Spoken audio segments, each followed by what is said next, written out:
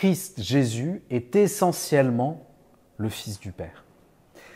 Nous acceptons évidemment le travail des historiens qui nous permettent de délimiter le pourtour de Jésus comme personnage historique. Mais maintenant, il faut comprendre comment Jésus se présente à ses disciples et la manière bien particulière, bien déterminée qu'il a choisie pour vivre sa mission de Messie sauveur du peuple d'Israël et de toute l'humanité. C'est cela que nous enseigne le credo quand nous disons « Je crois en Jésus-Christ, notre Seigneur ».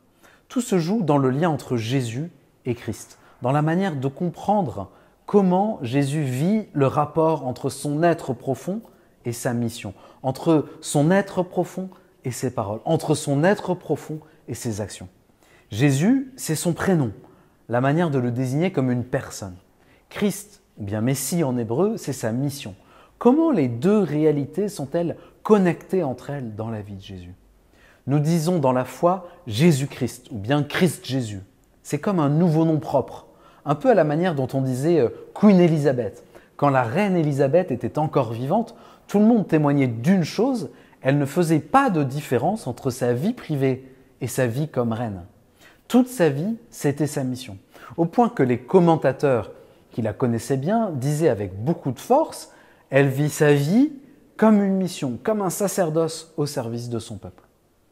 Eh bien, c'est encore plus vrai pour Jésus.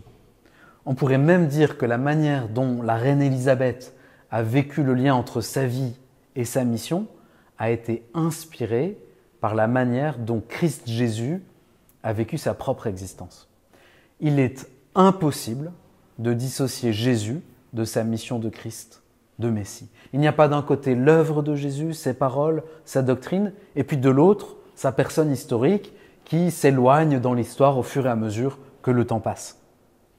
Par exemple, des grands philosophes comme Kant ou Nietzsche, on garde leur doctrine, les mots qu'ils ont employés, mais je ne crois pas, sauf exception, qu'on s'attache encore à leur personne. Ou pour des grands personnages de l'histoire, on les vénère encore pour leurs œuvres. Je ne sais pas moi, le Code civil de Napoléon par exemple, ou la Ve République de Gaulle, sans pour autant devoir nécessairement se sentir lié affectivement avec eux comme personne. Pour Jésus, c'est tout à fait différent, complètement autre chose. Comme dit Joseph Ratzinger, Jésus n'a pas laissé une doctrine qui serait séparable de son moi. Jésus n'a pas fait une œuvre qui serait distincte de son moi. Jésus s'est tellement identifié avec sa parole que le moi et la parole se confondent, il est parole. La foi chrétienne en Jésus n'est donc pas un attachement à une doctrine ou à des faits de l'histoire ou à une manière de vivre, à une éthique particulière, à des valeurs qui viendraient des œuvres de Jésus. La foi chrétienne est attachement à la personne de Jésus, à ce noyau vivant que la science historique ne peut pas toucher d'elle-même. Qui donc est Jésus? Jésus se présente à tous comme venant de Dieu et allant à Dieu. Il appelle Dieu son Père. Il vit dans l'intimité du Père. C'est cela la réalité centrale de sa vie, de son action, de son message. Tout vient de cette identité profonde, de son moi profond. Il est le Verbe de Dieu, engendré, non pas créé, consubstantiel au Père, par qui tout a été fait. Il s'est incarné dans le sein de la Vierge Marie pour nous, pour notre salut.